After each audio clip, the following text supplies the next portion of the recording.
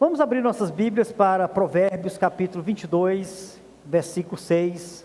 Quero trazer uma palavra aos pais nesta manhã e pensar sobre a grande responsabilidade que é criar filhos que em potencial também são filhos de Deus. E que essa tarefa não é uma tarefa fácil, é uma tarefa árdua, ao mesmo tempo uma tarefa extremamente prazerosa, extremamente feliz, mas não é uma tarefa simples. Algumas pessoas, por mais que tenha facilidade e uma dinâmica de lidar bem na criação dos filhos, na educação dos filhos, ainda assim, certamente essa pessoa enfrentará muitas dificuldades. Provérbios 22 e 6 diz desta maneira: ensina a criança no caminho em que deve andar, e ainda quando for velho, não se desviará dele. Então, nesta passagem, a partir dela, nós queremos pensar sobre o que a Bíblia tem a falar aos pais e também sobre a missão de ser pai e como podemos cumprir essa missão de forma a glorificar a Deus, entendendo que não é fácil, não é simples, mas que é uma missão que nos foi confiada. Portanto, irmãos, a comemoração do Dia dos Pais provavelmente tenha seus dias contados, e isso não é exagero. Estamos vivendo um tempo na nossa história de que esses valores eles já não são mais pertinentes. Então, os que defendem a família como um ajuntamento de pessoas e não como uma estrutura formada, composta pelo pai, a mãe e sua prole, defendem que o Dia dos Pais é uma ofensa e até mesmo uma discriminação aos que não aceitam mais a família como uma estrutura instituída e formada por Deus, mas apenas como um ajuntamento de pessoas. Então, esse conceito está sendo desconstruído. Família hoje não significa mais pai, mãe e sua prole, seus filhos, mas qualquer ajuntamento de pessoas pode ser considerado família. Inclusive, em algumas escolas nem se comemora mais o Dia dos Pais, mas o Dia do Cuidador, porque esse termo ele chega a ser ofensivo àquelas pessoas que porventura não têm pais ou, infelizmente, por infortúnio de decisões mal tomadas e por circunstâncias diversas da vida, não tem um pai ou uma mãe. A sociologia comprova que em todas as épocas a sociedade ela foi composta em todos os lugares por esta formação da família com pai, mãe e filhos. E também a biologia comprova sem qualquer dúvida de que a única possibilidade ideal e real de se formar uma família verdadeiramente é através da biologia. E isso é comprovado não só pela ciência, mas a ciência comprova a Bíblia. Carne da mesma carne e sangue do mesmo sangue. Isso é biologia. Isso é criação de Deus. Se essas ideologias, que infelizmente são falsas, travestidas de verdade, continuarem ganhando espaço, em pouco tempo, não teremos mais a comemoração do Dia dos Pais. Essa é uma realidade. Não podemos ser ingênuos de imaginar que isso não está acontecendo. E aqui eu já poderia trazer várias aplicações de forma introdutória, como se criam leis para destruir conceitos e como se desconstrói conceitos, qual o ambiente mais apropriado. Isso se faz através da universidade, através de produção acadêmica, através de livros, e se cria leis no legislativo. Se ali não temos homens tementes a Deus, homens que temem a Deus de verdade, não teremos leis justas, piedosas e que glorifiquem a Deus. Isso é um caso a se pensar, porque também naquele ambiente é necessário ter homens e mulheres que temem a Deus. E na academia, se não tiverem homens e mulheres tementes, esses conceitos serão desconstruídos, porque é através do método científico que se desconstrói isso. Não é através de discursos vazios ou através do senso comum, que nem é ouvido no discurso científico. no discurso acadêmico. Poderia trazer várias aplicações de como a igreja precisa despertar nesse sentido. Mas vamos continuar lutando com todas as nossas forças para que Deus seja glorificado no seio familiar, através do pai, da mãe e dos filhos. O salmo que nós lemos, 127, 128, fala exatamente dessa estrutura familiar. O pai, o chefe da casa, a esposa, a mãe e a prole, os filhos. O salmo 127, 128 é exatamente falando sobre essa família instituída por Deus. Continuemos lutando para que venhamos glorificar a Deus dentro dessa estrutura familiar. Hoje estamos aqui, certamente para homenagear nossos pais. Nem todos que aqui estão são pais, mas todos nós somos filhos. Todos nós, sem exceção e sem distinção. Portanto, que homens de Deus e mulheres de Deus que servem esse Deus bondoso, continuem sendo exemplos a serem seguidos por seus filhos, porque ser pai é uma dádiva, ser pai é uma bênção. Só quem é pai sabe o prazer de ter nos seus braços um bebê, poder acompanhar o crescimento dessa criança. Só quem é mãe de verdade sabe o que é gerar uma vida e ver ela crescer, mexendo, dando ali pernadas e se movendo, é algo fantástico. Geralmente usamos a palavra para dizer que é mágico, mas se em algum momento usar essa palavra, entenda a palavra mágica como um milagre. É um milagre de Deus. Só quem é pai, só quem é mãe sabe disso, consegue realmente sentir essa experiência. Embora ser pai é uma dádiva, é um presente de Deus, no entanto, ser pai não é um serviço fácil.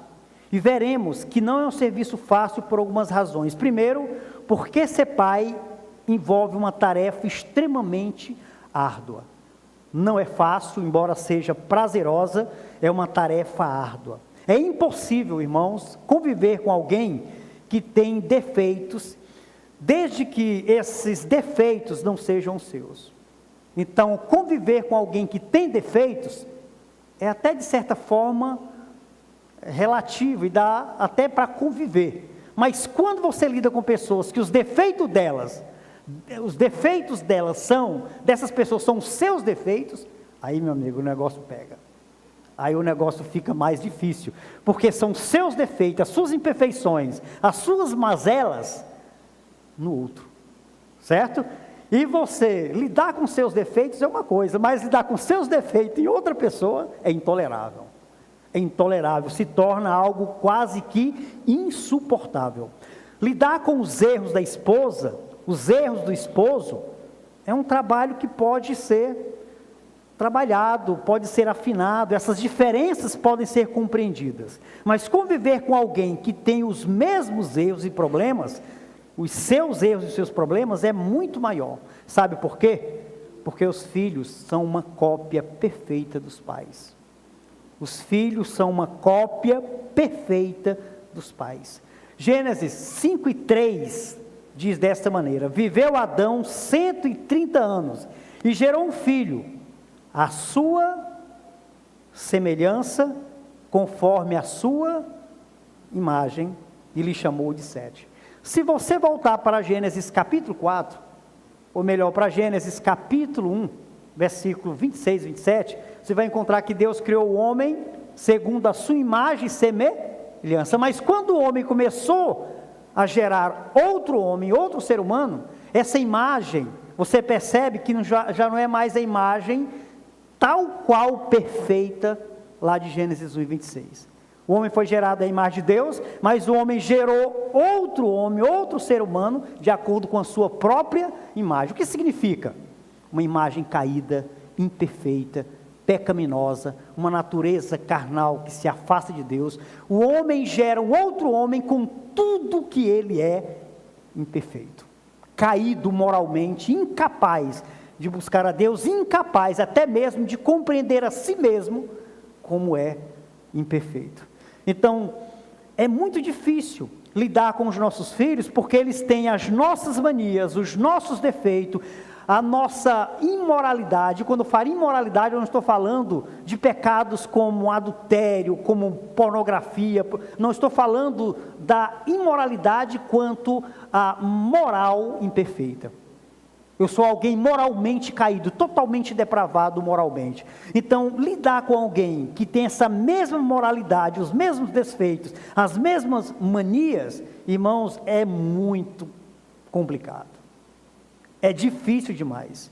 Então, os pais terão que trabalhar com alguém que lhe é semelhante, como diz Gênesis 5:3. O filho de Adão nasceu à imagem e semelhança de seu pai, ou seja, Sete.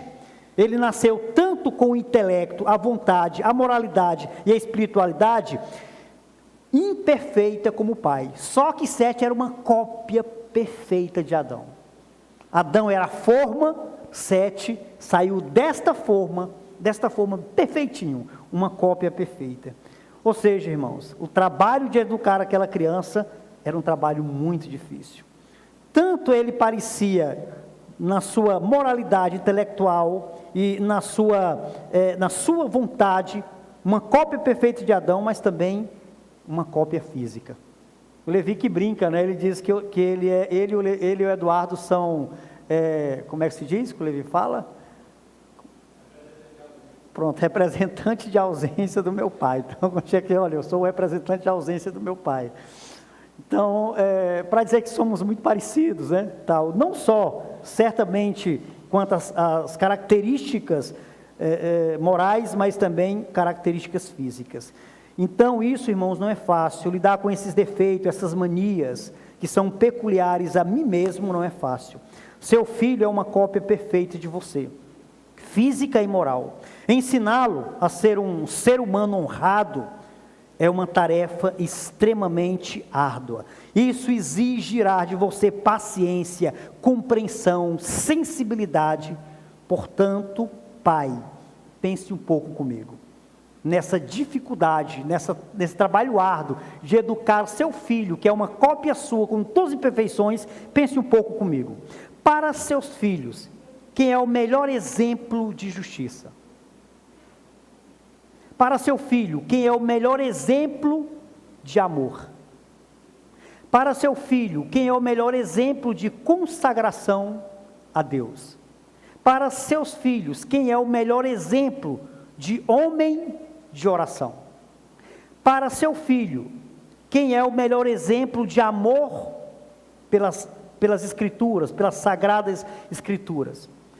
Para seus filhos, quem é o melhor exemplo de confiar em Deus em meio às tribulações? Se as respostas para estas perguntas forem qualquer pessoa, não você, é hora de rever. É hora de rever como você vive sua vida cristã diante dos seus filhos. Porque todas essas perguntas envolvem o cotidiano, envolvem o dia a dia, envolve o relacionamento 24 horas com alguém que é uma cópia sua. Se a resposta dessas perguntas é qualquer pessoa que não o pastor Ricardo para os seus filhos, e que não você para os seus filhos, nós precisamos sentar, entrar no nosso gabinete e reavaliar os nossos conceitos sobre criação de filhos. E aqui eu não trago como um ataque, e nem para constranger qualquer pai, mas eu trago como uma reflexão para mim e para todos nós que somos pais, como os nossos filhos, que em potencial são filhos de Deus, e uma cópia perfeita minha, está sendo educada para a glória de Deus. O que deve ser feito? Os pais devem ser exemplos de andar com Deus, os pais devem ser exemplos de obedecer a Deus, os pais devem ser exemplos de amar a Deus.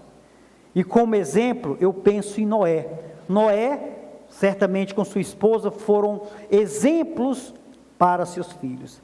Gênesis capítulo 6, versículo 9 e 10, nós encontramos o seguinte registro: eis a história de Noé.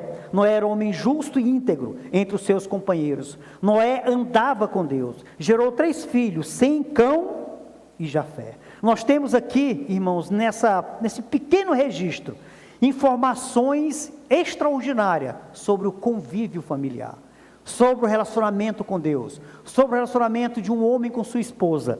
A gente olha para esse versículo e a gente parece que não consegue ver nada, Mas nós temos aqui, irmãos, mensagem para 1 hora, 2, 3 ou mais, até para um congresso, sobre criação de filhos, relacionamento com Deus, relacionamento de um homem com a sua esposa. Mas eu não quero me aprofundar de forma tão exaustiva dentro das verdades que esse texto aqui compõe. Mas eu quero trabalhar aqui a ideia de que este homem era um homem íntegro. Era um homem íntegro. E a integridade não diz respeito à ausência de pecado ou de imperfeição. Mas não havia neste homem chamado Noé quem pudesse acusá-lo moralmente. E que essas acusações se sustentassem de pé. Em outras palavras, como estamos aprendendo aos domingos à noite em Efésios capítulo 1, este homem ele era irrepreensível, era um marido irrepreensível, era um pai irrepreensível, era um companheiro, um vizinho irrepreensível, era um homem íntegro. Portanto, do ponto de vista humano, Noé era um homem irrepreensível. Irrepreensível é aquele homem, aquela mulher que está acima da acusação. Portanto, o texto começa dizendo exatamente isso. Noé era um homem acima de qualquer acusação. E quando lemos o restante do texto, como era que a sociedade de Noé vivia? Corrupta, violenta, cruel, odiava ao Senhor, abominável, uma sociedade extremamente perversa, uma sociedade depravada. Mas nós encontramos uma família, que a partir do chefe dessa família, era uma família que adorava a Deus.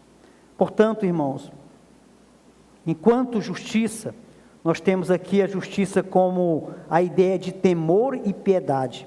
Era um homem que reverenciava a Deus, era um homem que reverenciava o Senhor, era um homem que era piedoso. Hebreus 11, 7, 2 Pedro 2 e 5, vamos encontrar nessas duas passagens um registro sobre este homem que foi pai, esposo e que andava com Deus.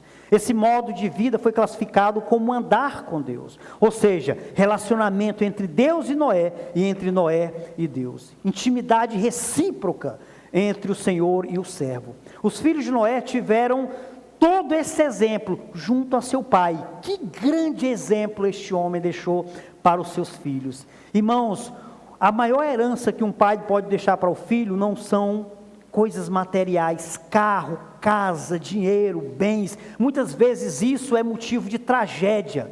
Muitas vezes é motivo de guerra entre os filhos quando o pai morre. Muitas vezes esse tipo de herança divide os filhos. Eu não estou dizendo que é ruim ter riqueza, não estou dizendo isso. Mas eu estou dizendo que, de verdade, a maior herança que um pai pode deixar para o filho, não são essas coisas. Mas sabe qual é a maior herança que um pai pode deixar para o filho? Andar com Deus. Lembra do verso 6 de Provérbios 22? Ensina o caminho que a criança deve andar, e quando ficar velhinha, não se desviará dele. A palavra desviar ali não é promessa, e não é que o filho não possa não se desviar do ensino. A palavra desviar ali é para esquecimento. O que Salomão está dizendo é que o pai que ensina o filho o caminho que ele deve andar, e isso não é sobre o pai, é sobre o filho. Esse filho jamais esquecerá o que aprendeu de seu pai. Pode até não seguir, pode até não caminhar no mesmo caminho, mas jamais ele esquecerá tudo que aprendeu do seu pai. Irmãos, Noé foi o exemplo perfeito do tipo de pai que nós precisamos ser. E muitas vezes nós falhamos miseravelmente em cumprir esse papel. E nós falhamos porque é difícil ser pai. Nós falhamos porque não é fácil ser pai. E pensando, irmão Carlos, irmão olhando aqui atentamente para mim, o olhinho chega nem, muda. Por que é difícil? Porque entre homem e mulher, é difícil ser homem. O homem tem que provar que é homem todo dia. A mulher, ninguém vê mulher brigando para provar que é mulher. A gente não vê duas mulheres brigando para provar quem é mais mulher do que a outra. Homem não. Difícil ser homem, ele precisa provar todo dia que ele é homem, que ele é macho. Agora eu não vejo isso acontecer, mas no passado eu via muito, dois meninos brigando, aí de repente não queriam brigar, aí alguém, para incentivar a briga, colocava-se a mão entre os dois e dizia: quem cuspir primeiro é homem. Olha aí, qual é o desafio? Prova que é homem. Quem cuspir primeiro é homem, prova que é homem. Então, irmãos, ser homem todo dia é um grande desafio. O homem todo dia ele tem que provar que é homem. Ele tem que provar que é homem no cuidado com a família. Ele tem que provar que é homem no cuidado com a esposa. Ele tem que provar que é homem no sustento adquirido para manter os seus. Ele tem que provar que é homem no trabalho. Ele tem que provar que é homem para as mulheres. Ele todo dia enfrenta o desafio de provar que é um homem. Porque isso é inerente a esse ser chamado homem. Não é fácil ser homem. Não é fácil. E quando uma mulher, ela quer ofender um homem, geralmente ela diz: você não é homem. Algumas mulheres fazem isso. Você não é homem para mim. Recentemente, não aqui no estado da Bahia, mas conversando com uma amada irmã de outro estado, ligou para mim, para a Elivânia, nós conversando por telefone, ela disse: pastor, eu sei que eu ofendi gravemente meu esposo essa semana. Eu falei para ele que ele não era homem suficiente para mim. É forte. Um homem ter que ouvir isso da sua esposa é muito forte. E nós falamos para ela: minha irmã, você precisa pedir perdão ao seu esposo. Você ofendeu ele não só como pessoa, mas você ofendeu ele naquilo que ele é, em essência. Você precisa pedir perdão a esse homem. Não é fácil ser homem, ser pai, é um desafio todo dia. E entendendo essa dificuldade, alguns pais, muitas vezes preferem abrir mão dos filhos,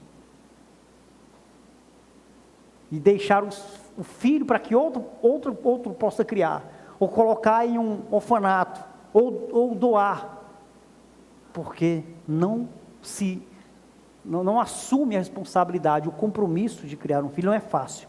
Mas a maior herança que um pai pode deixar para o filho é andar com Deus. Ele nunca vai esquecer, irmãos. Vendo você orar diariamente, ele nunca vai esquecer. Vendo você ler a Bíblia, nunca. Ele vai esquecer você sendo um amante das Escrituras, sofrendo por causa do trabalho. Ele nunca vai esquecer. Ele pode até não seguir a sua fé, entenda isso. Ele pode até nem ser membro de igreja, mas ele nunca vai esquecer da imagem do pai como homem temente a Deus. Ele vai levar isso para o resto da vida. No entanto, ser pai, embora ser pai é uma dádiva divina, mas não é um trabalho fácil. Veremos que não é um serviço fácil. Primeiro, porque envolve uma tarefa árdua de educar alguém que é uma cópia minha com todas as minhas imperfeições. Segundo, ser pai envolve dedicação. E se dedicar não é uma tarefa fácil. É um desafio, exige muito desprendimento. Tenho dito para casais recém-casados que devem, pelo menos, depois de se casarem, no mínimo, ficar aí de 3 a 4 anos sem filhos.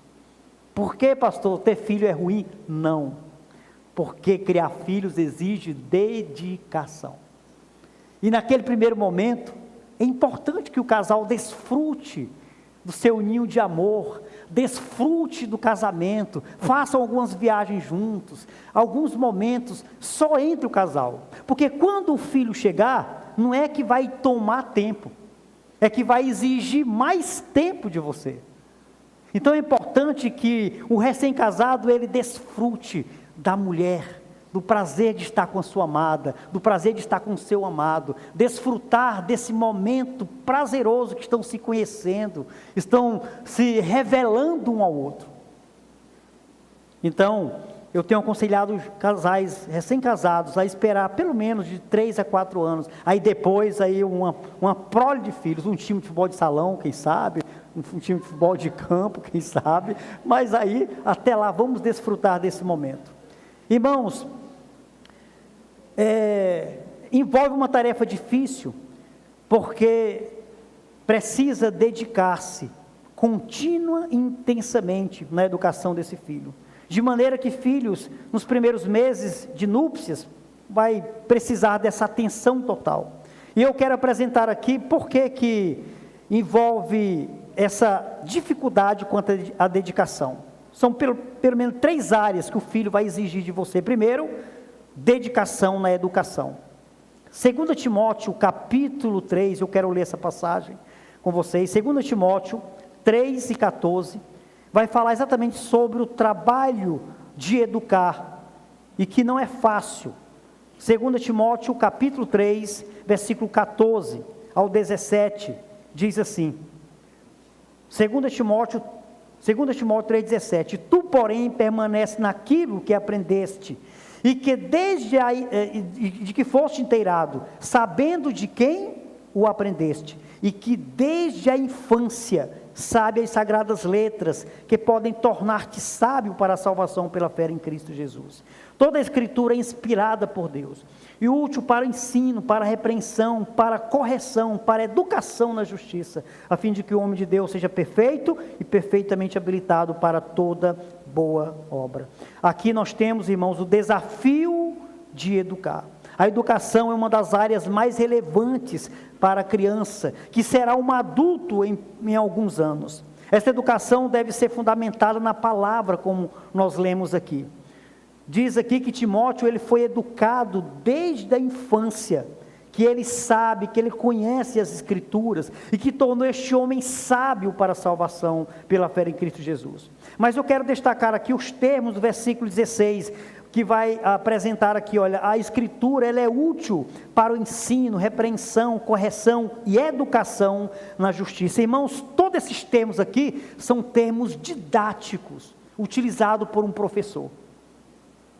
Então, um professor, ele se utiliza dessas ferramentas que a Bíblia chama de ensino, repreensão, correção e educação, com um propósito. Qual é o propósito? Para que este menino amadureça e que se torne um homem capaz de lidar com as adversidades da vida a partir deste ensino. Esta palavra tem um poder de tornar o homem perfeito. Entenda que a palavra perfeito aqui é para maduro, um homem maduro, por meio do ensino. O ensino aqui é a doutrina, é a palavra. A repreensão é a admoestação, o conselho, a orientação, a correção do erro.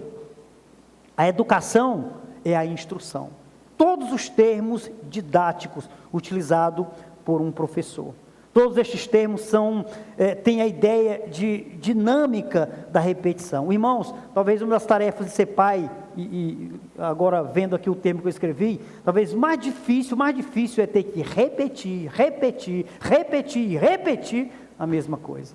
Às vezes a gente fala para o meu filho, poxa vida, cara, rapaz, eu já falei tantas vezes.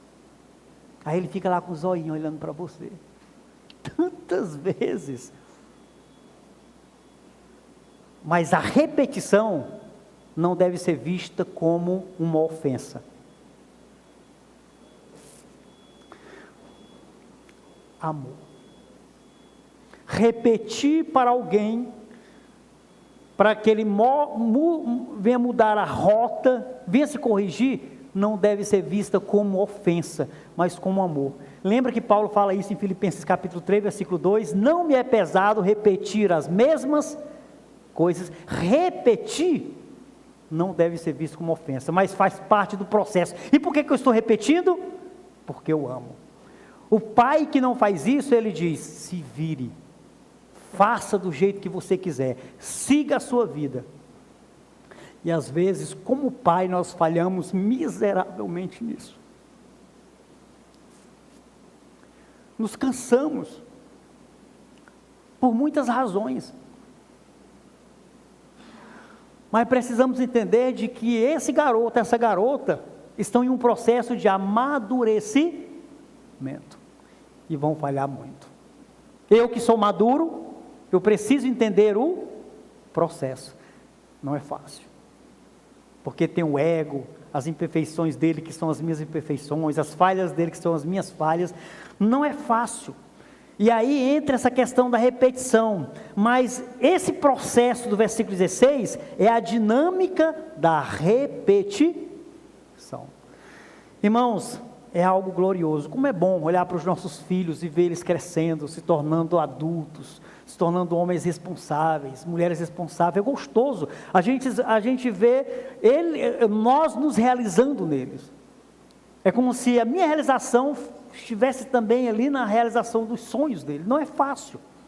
E é gostoso você ver o seu filho crescendo, juntando um dinheirinho dele, tendo o sonho de construir a casa, comprar o seu carrinho, casar, ter a sua esposa, seus filhos. É glorioso isso.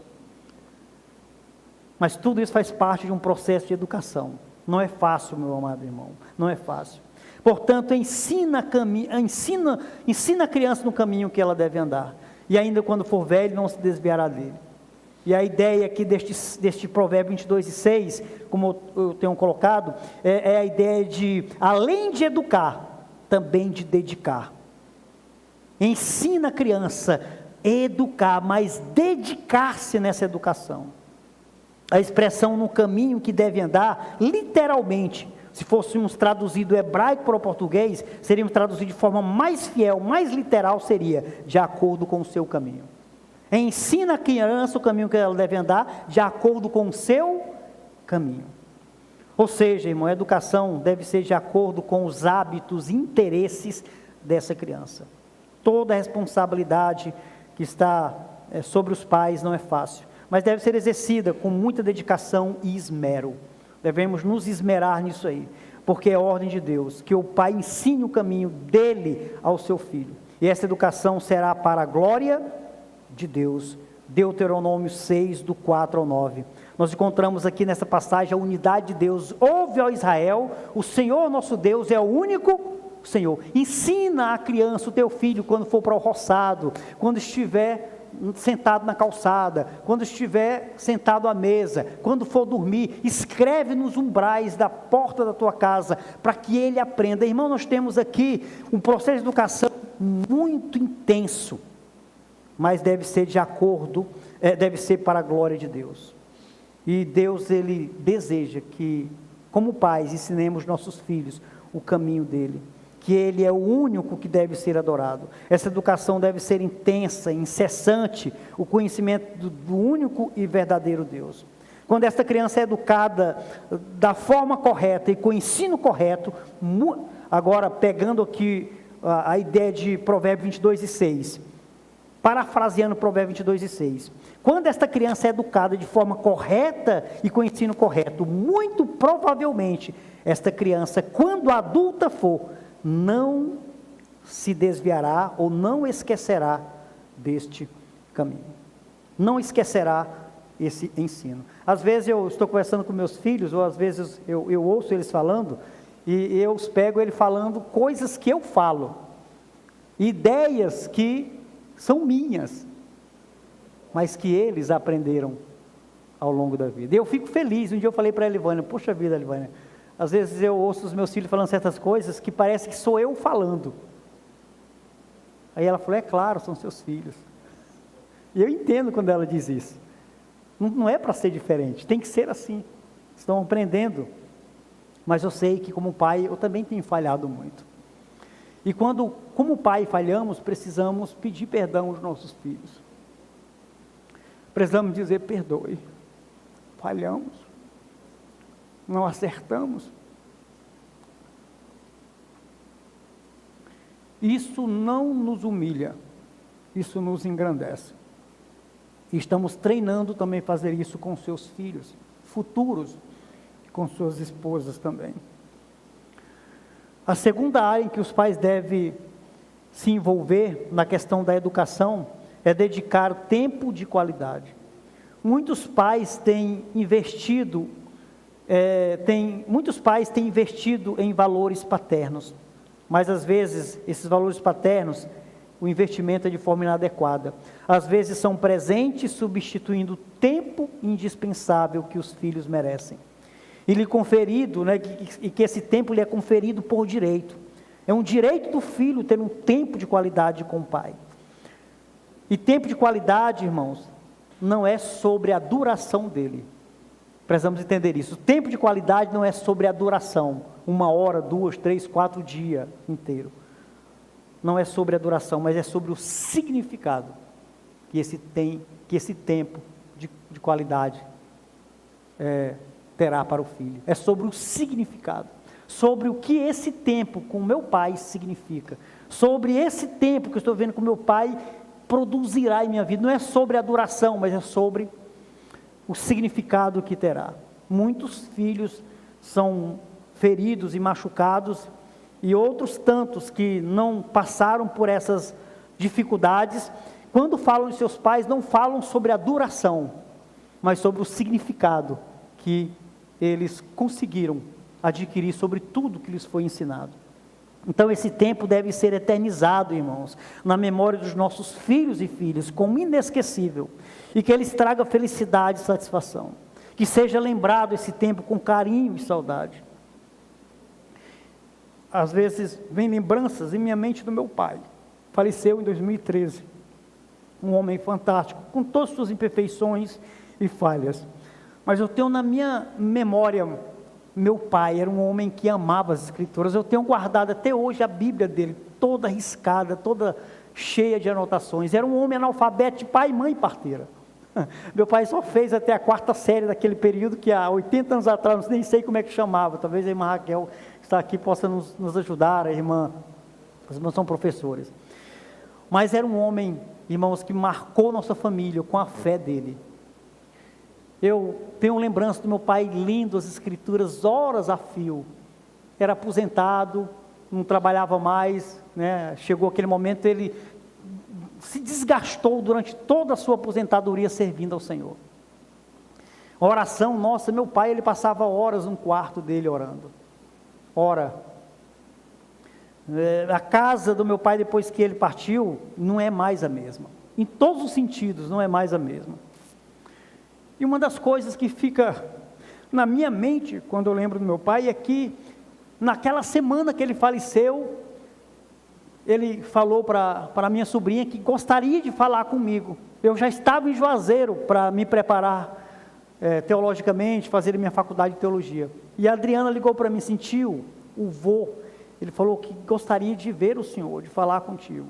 Eu falei, Adriana, quando eu saí em janeiro de Quixeramobim, de 2013, que eu me despedi do meu pai, eu dei um abraço nele forte, aquele foi meu último momento em vida com ele, era a minha despedida com ele. Não fui, eu fiquei pensando, o que ele teria para falar para mim? Quais seriam suas últimas palavras? Qual seria o seu conselho? O que ele teria a dizer para mim? Ontem à noite, antes de deitar, estava olhando algumas coisas, e o irmão Josué mandou um vídeo para mim, que ele também já não tem mais o pai dele, já está na glória. E eu falei, é forte. Hoje pela manhã ele ligou cedo, a gente conversou, e ficou na minha mente o que o meu pai teria dito para mim. E por que eu fiquei com isso na mente? Porque foi um homem que marcou a minha vida, a minha educação, e era um grande conselheiro, era um pai extraordinário, nunca construiu bens materiais, tudo que meu pai deixou para minha mãe foi uma casa onde ela mora hoje, e nada mais, mas a herança que ele deixou para a família, irmão, é perpétua. Quando estamos em Quixeramobim, nós sentamos à mesa muitas vezes ali, lembrando do meu pai, do que ele falava, dos seus valores, e até hoje mesmo, quando a gente faz alguma coisa, a gente pensa, o que meu pai diria disso? Será que ele aprovaria isso? Irmãos, precisamos guardar isso com saudade, com recordação, com carinho, porque tem casos que os filhos, eles dizem, já foi tarde, que não seja assim entre nós. Terceiro, na educação, ela exige disciplina. Hebreus capítulo 12, versículos 6 a 8 e 11 diz, porque o Senhor corrige a quem ama e açoita todo filho a quem recebe. É para a disciplina que perseverais. Deus vos trata como filhos, pois que filho há que o pai não corrige? Mas se está sem correção, logo sois bastardos e não filho.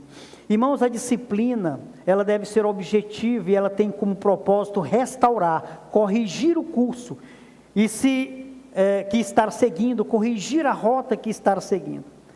Nós não podemos negligenciar, mesmo que seja doloroso, mas é necessário a disciplina. E disciplina não é castigo, disciplina não é flagelação. Se algum pai castiga o filho desta forma, ou melhor, disciplina o filho como castigo ou como flagelação, isso é violência.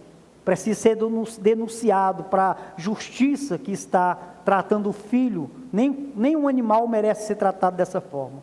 Disciplina não é castigo e nem flagelação. A disciplina não é tortura, disciplina é restauração. Disciplina é só para filhos e não para os de fora. Diz aqui que Deus só disciplina o filho que ama, Ele não disciplina quem não é filho dele. Portanto, o pai não disciplina quem não lhe pertence, quem não lhe é filho. E a disciplina é para corrigir erros, corrigir falhas. O versículo 13, Hebreus 13, 24 diz, Provérbio 13, 24 diz, o que retém a vara aborrece o seu filho, mas o que ama cedo disciplina. O que é que o Salomão está dizendo? Está dizendo que o filho que não é disciplinado, ele aborrece, o filho ele se torna alguém terrível. Se torna alguém sem escrúpulo. O que retém a vara aborrece o filho. O filho ele não entenderá jamais o valor do pai, o valor das coisas, o valor da família, o valor daquilo que deve ser considerado como valioso. Ele nunca entenderá isso. E Salomão diz que o filho, para entender o valor dessas coisas, ele precisa ser disciplinado. Eu lembro muito cedo, que a Livinha, minha primeira filha, um dia a gente estava em casa, a gente estava com ela no braço, a Marta, minha primeira esposa, e ela deu uma tapa no rosto da Marta. E a Marta ficou sorrindo e tudo, eu falei, não é para sorrir. Não é engraçado isso que a nossa filha fez. Aparentemente uma bebezinha, uma criancinha de 1 ano no braço, dá uma tapa no rosto do pai, da mãe, parece ser engraçado, todo mundo sorri. Ela precisa entender, desde aquela idade, de que isso é inaceitável, porque a mãe daquela menina não é uma qualquer, é a mãe e a maior autoridade que ela tem no lar, e ela precisa ver esta mãe como essa autoridade que merece respeito e honra. Então foi a última vez que Lívia fez aquilo com Marta, nunca mais, porque nós instruímos e ensinamos que aquilo ali estava errado. Agora imagina que você permite. Imagina que o filho faz e borda com o pai e nada acontece. Porque hoje o pai mais a mãe estão preocupados em que o filho os ame. Não, o pai não tem que buscar o amor do filho, porque o filho não entende essa linguagem. Qual é a linguagem que o filho e o pai entendem? Respeito e honra. Como é que o filho demonstra que honra o pai? Respeitando. Como é que o filho sabe que o pai ama ele? Atenção. O filho, ele espera reconhecimento do pai. É por isso que ele mostra para o pai, olha pai, isso aqui que eu fiz. Olha, o desenho às vezes não tem parece não ter valor de nada. Mas por que o filho mostra para o pai um monte de rabisco? Porque ele quer reconhecimento, ele quer a aprovação do pai dele. Essas são as linguagens de amor entre pai e filho. Aí o pai, porque quer o filho, amando ele, aí muitas vezes deixa o filho fazer todo tipo de absurdo, porque ele vai ficar aborrecido. Ele vai ficar aborrecido se você não aplicar a disciplina correta. Irmãos, por último, para encerrar, porque nós teremos daqui a pouquinho um momento com as crianças e também um momento ainda com os pais. Por que ser pai é uma tarefa difícil? Primeiro, por causa das imperfeições, os erros são os mesmos. Segundo, a educação exige tempo e esforço. E terceiro, ser pai envolve responsabilidade. Todo pai deseja que seu filho seja filho de Deus, é uma verdade. Ser pai não é pouca coisa, pois cuidar de uma vida, nutrindo-a E perseverar nessa tarefa é uma responsabilidade monumental. Para que seu filho queira Deus como pai para si, é necessário que ele veja o quanto seu pai ama Deus como pai e o quanto depende dele. Entende? Como meu filho vai amar a Deus como o pai dele? A partir do amor que o pai desse filho tem por Deus como pai. Assim ele vai querer também amar a Deus dessa forma. Irmãos, as palavras e a vida do pai devem andar de mãos dadas. 1 Coríntios 11:1, Paulo diz: sede meus imitadores, como sou imitador de Cristo. Igualmente ele repete isso em Filipenses 3:17. Pais, filhos, sejam imitadores de seus pais, como ele é de Cristo. O filho deve ver no pai o modelo de cristão para que ele possa segui-lo. Isto implica muita responsabilidade. Conduzir o filho ao Senhor Jesus Cristo, e a primazia dessa tarefa é a responsabilidade de ensinar o caminho do Senhor. Ser pai não é uma tarefa fácil. Ser pai envolve dedicação. Ser pai não é pouca coisa. Esta pequena vida não veio por acaso. É a maior obra de Deus. Entendem? Essa vida que Deus confiou a mim não é por acaso. Um nascimento de uma pessoa é a obra mais esplêndida. O ser humano é a obra mais gloriosa, é a coroa da criação. Não é por acaso. É um milagre de Deus. É a obra mais preciosa dele. Então não é pouca coisa. Irmãos, que Deus nos abençoe e nos ajude a viver dessa maneira. Ser pai é uma dádiva divina. Portanto, não esqueçam disso. Ser pai envolve uma tarefa difícil. Ser pai envolve dedicação.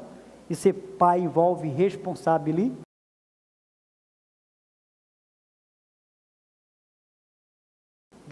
Que Deus nos dê condição de cuidar dos nossos filhos dessa forma. Amém?